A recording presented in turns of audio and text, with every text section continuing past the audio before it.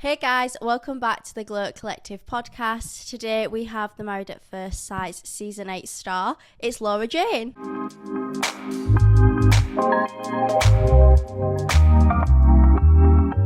Woo! How are you? Yeah, so good. Ready to talk all things MAFS with you. I'm so excited. Are you going to spill some tea? Yeah, there's a lot to be spilt. Oh, This season, it's bringing it. it's bringing it. And I'm loving watching from afar. Like, I'm not emotionally invested. And Yeah. I'm just like, But now you know what they're going through. I do, yeah.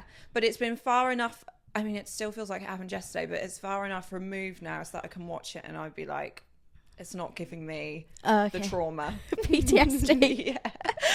Okay, so you was on Married at First Sight. Very iconic. I feel like it's quite an iconic TV show to go on. Yeah, I think you're right. I think MAFS, we'll call it MAFS because we can't say Married at First Sight. It's too much of a mouthful.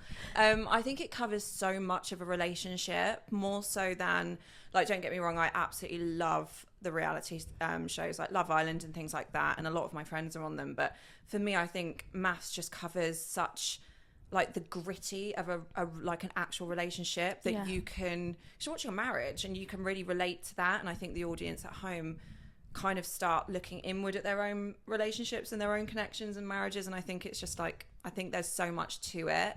How did you get onto it? Like, what was So the journey? I had basically done Celebs Go Dating. I got approached to do Celebs Go Dating as a datee the year prior.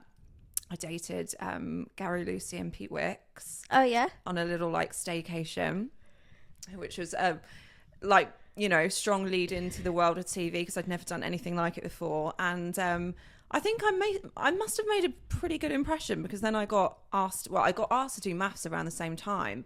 And I remember thinking, I don't know if I'm ready to, like, jump in and film for 13 weeks without a little lead up. Yeah. So I was like, let's do Celebs, see how I feel about that. And I just absolutely loved it. I loved the whole filming experience. I just had such a good time. And I was chronically single. Like, I will just caveat it with, I had not secured a man. So I was like, well, I'm going to outsource my romantic decisions, because clearly I'm not very good at making them. And I thought, been married before, kind of liked the wife life, so let's do it on TV in front of 3 million people. Why not? So how did they play matchmaker? What questions were they asking you? Yeah, it's a good one. So you have like an hour-long matching interview with a relationship coach. So outside of the experts that you see on the show, you actually have like a little one beforehand where you go through kind of your love languages, your attachment styles, how you are in a relationship, and what you find suits you best. It's a bit like couples therapy without the other person being there. Okay. That's the only way I can describe it. And then you also get, like, lots of personality tests as well. So you can sit down and see if you're a narcissist or if you're anywhere near that scale. You know, like, it literally goes through everything. So the meat behind the bones is actually quite a lot. There's quite a lot to it. And alas, I mean, I love Arthur, but I feel like it was just a bit of a rogue match. I was going to say, would you go for someone similar on the outside? So I think it was a good life lesson. Okay. I love Arthur, and he knows that. I literally saw him last week. But platonically, like, we just did not work on a romantic level. We did try, but actually, on the face of it, like, Arthur was very, very different from anything I'd kind of, like, steered towards in a relationship before. That said, I do think if you put all my exes in one room, you would think I'm a bit mental, because they're just none of them are really that alike. But yeah, I mean, there was a point when I was walking, because obviously I literally saw the back of his head before I saw anything else, and I just remember thinking, is that my ex-husband? Because he looked so much like my ex-husband from the back, and I was thinking, have they stitched me up here? Like, is this gonna be the thing, like, that you've actually put me with someone that I've just divorced? And I was like, I mean, it would make great TV, but I don't think I'd be here for very long. I think I'd be left, like, I'd leave in the first week. But yeah, That's crazy. So do they do looks and personality? So was he more looks for you or personality? Like looks wise, really good looking guy. And he's got his set of female fans off the back of it for sure. But it was just the personality for me. Like we were very, very different. Like he was quite hot-headed and quite reactive and quite hyperbolic, whereas I was a bit more fluid and I'd just take things, I'd go with the flow a little bit more, and I was quite a critical thinker, whereas Arthur just reacts on impulse without necessarily putting it through his brain first. But it's like we actually really had some fun, like trying to make the relationship work. Yeah. But I mean, I ended up leaving him at final vows, so that was quite brutal. And I think, yeah, suffice to say, it didn't really work. You did what you had to do. I did, yeah. So a massive part of a wedding is the dress. Yeah. How is it buying a wedding dress on a TV show? Yeah, so you get given a budget. I think it was, it wasn't enough. I think it was like, I think it was like £1,200 that you get given. And I had in my head that I wanted it to be everything that my previous wedding dress had not been, because I just wanted to look so different. Yeah. So yeah, I went for like a tight number up here, and then it went down into like these like really classic ruffles. It was gorge. I think, I'm sorry girls, but I think I probably had the best wedding dress of the season. I don't think it's been topped since, and I'll die on that hill.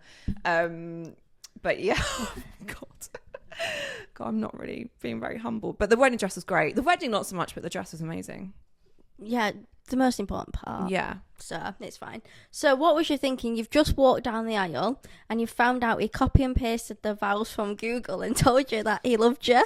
Where was the head? Because I think I would have just gone, excuse me? Yeah, so the head was gone.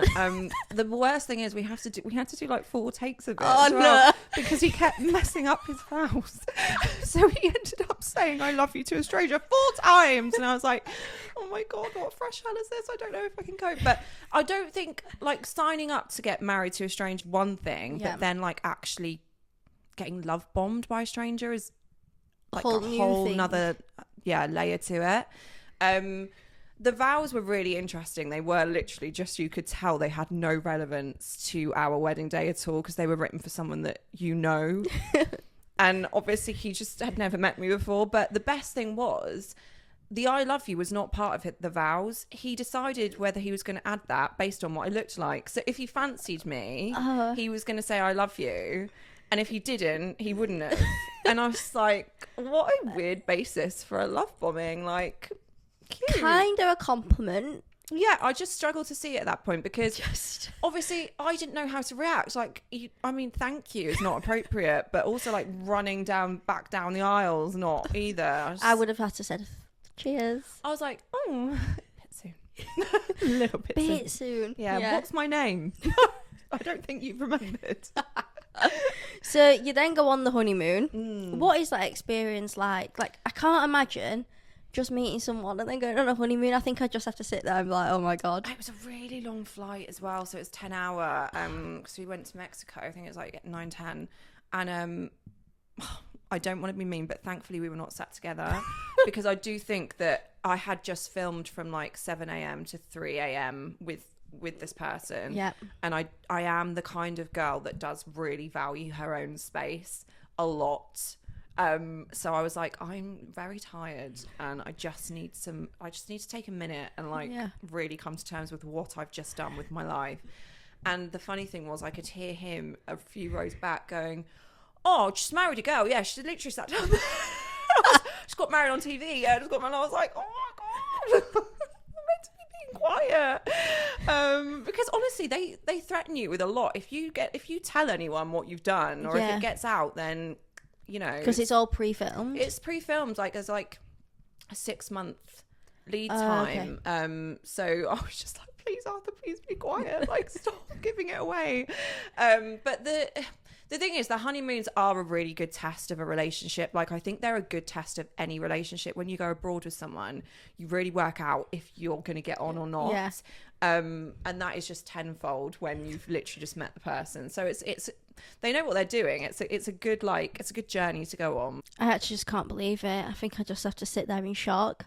It was stuff like, like putting my bikini on for the first time in front of someone that I just met. Like, you know, this person has not seen me in like my underwear before, and they was just trotting around in a bikini filming, and it was just like, oh my god, it's a lot. Was there anything that kind of got cut out? Anything juicy on the honeymoon that we didn't get to see? We had a blazing argument on our final dinner, like a blazing argument. Well, I just cried because when I'm an angry crier, so when I feel frustrated, I'll just cry. And I remember him basically saying something around like, I think you're just here because you want to go on Made in Chelsea. It was like something like that. And I was like, wow, what a curveball. It was like, it was something along those lines. And I was like, I don't know how to talk to you. Like, I don't know. And we just ended up having this back and forth. And I kept asking why he'd said it, and he couldn't really tell me. And I was like, this is just getting nowhere. So I ended up like leaving the dinner and like sort of crying so much, but not out of like being upset. I was just really frustrated. And they cut out that. They cut loads of our arguments out actually, just because I think like, I don't know if they really served a purpose. It was just like really silly arguments, but because Arthur is quite reactive, it would just blow up. But yeah, no. So they did cut a few of those things out as well. But also, I think the audience probably just wanted some levity. They wanted to see us like there's so much other drama going on in the other couples. I think people just wanted to see some like two people having a nice time rather than just at each other's throats. So everyone was arguing. Yeah. I mean, not many people made it past their honeymoon. It was dramatic. We had lots of stormings off and stuff. So yeah. Are the dinners as chaotic as? They're worse. Oh really? Yeah, they're worse. Like, production are quite good, and they usually give us the day off after the dinner party because they know it's like the crescendo, and that we'll all need to just sit down in a dark room and not talk to anyone for the day after. Need some recovery time. Yeah, I mean, you film it from like 10 a.m. to like sometimes 1 a.m. And when you're in that situation, everything that's happened in that week just comes to a head. Like, someone might know that you've said something about their relationship, because you're asked questions all the time. You're like basically asked to critique other people's marriages, which is like quite an abnormal thing to do anyway. And they'll have found out through Chinese whispers, and then you know that you're just kind of sat there sipping your prosecco thinking someone's going to say something to me soon. That's definitely going to get out. And yeah, so I mean, we had people leaving during dinner parties. We had people throwing rings. We had plastic glasses being thrown, and it was just absolute mayhem. Like, we had couple swapping, you know. Yeah. Crazy. That was a lot. I'm glad it wasn't me, but it was like great TV. So good. What was the biggest challenge you dealt with? I honestly think it's probably like other people's opinions of your relationship. I think you might think that you're in one spot, and then the viewers as well, when they're watching it, they'll see something that you've said and it will just land completely differently, like with the viewers, and you're like, oh my god, I didn't mean it like that. Yeah. But by that time you can't really do much about it. I think social media is challenging when you're on reality. I think you really have to take it with a pinch of salt and remove yourself from it if it's getting too much. That would be like my biggest advice to this year's cast, is like, you know, don't sit on Twitter and search your name until you find something that you don't like, because you'll be there for a long time. Like, you will be there for a while. And what is it when you go scrolling? What is that thing when you just scroll for hours? Doom scrolling. Yeah. Is that what you get like? Yeah, and I mean, it becomes a bit addictive. I was quite good, because I was quite hated to begin with, because people really loved Arthur, and they were like, oh, poor Arthur being put with this like stuck up London girl or whatever it was that they were saying about me.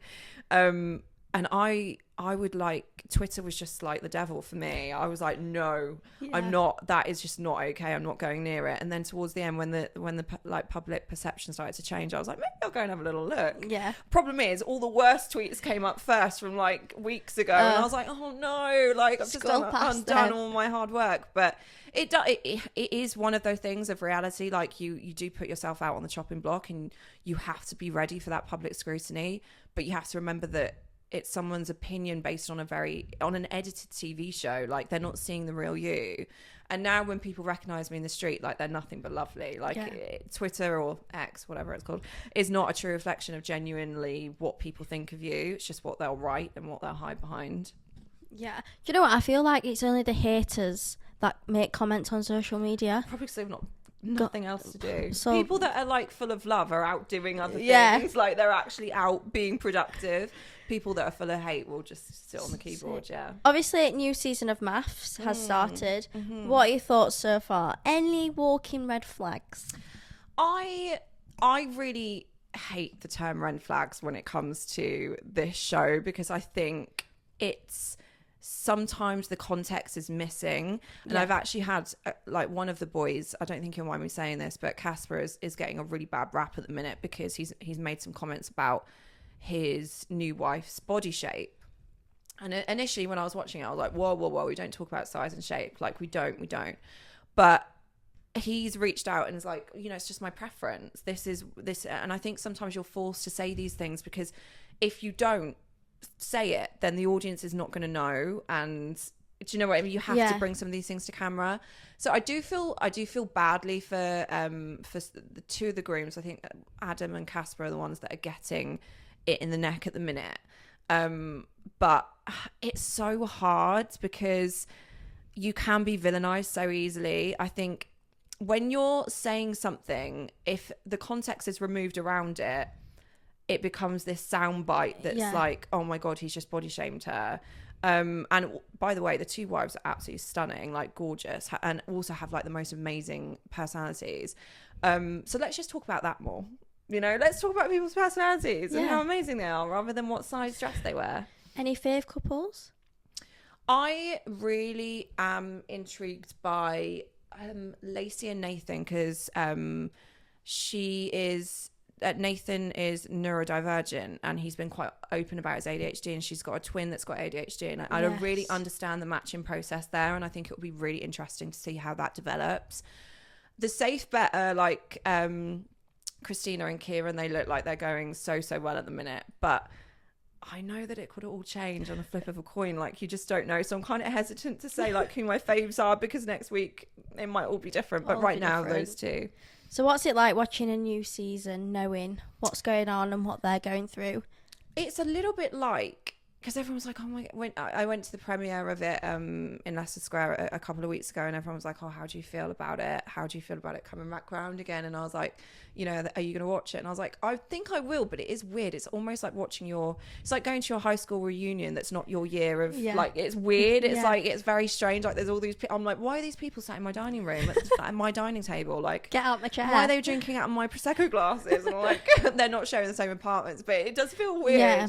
But equally, like, I'm just quite relieved that it's not me. Monday to Thursday, glued to my TV. What was it like to all of a sudden be known reality TV star? Yeah. Was it a lot just getting jumped into it?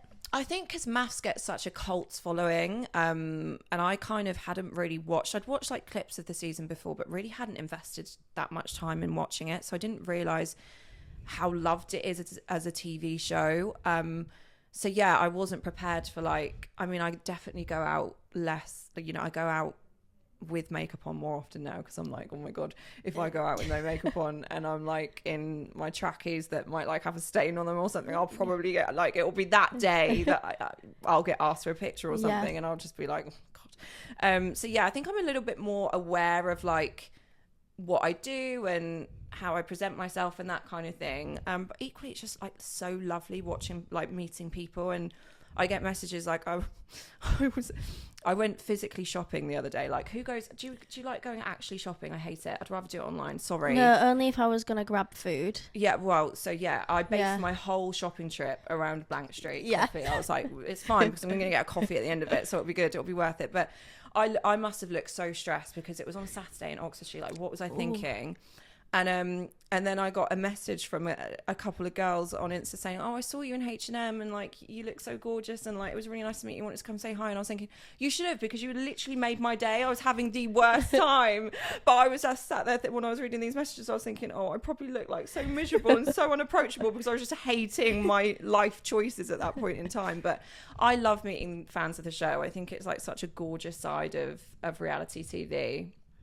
And I get I get white van drivers shouting "I love you" out the window because of Arthur's comment. No, initially I was like, oh my God, what a weird heckle, what a weird cackle. And now I'm like, oh, I understand. It's because of the I love you thing. And I'm like, that's hilarious. But I'm so glad I've got the context. Yeah. 'Cause otherwise I'd have been a bit frightened. You'd be like, okay. How was dating since coming off the show? Is it harder? Yeah. Is it? Yeah, I thought it was going to be easier. I thought it was going to be I was like, oh my God, if it doesn't work out with my husband, it'll be fine because I'll have like... The DMs will be filled. And that's not me being like, oh my God, everyone's going to love me. It's just like because you've just been accessible to more people. Yeah. Like more people will know that you exist in the world, right? They might know I exist, but they don't care.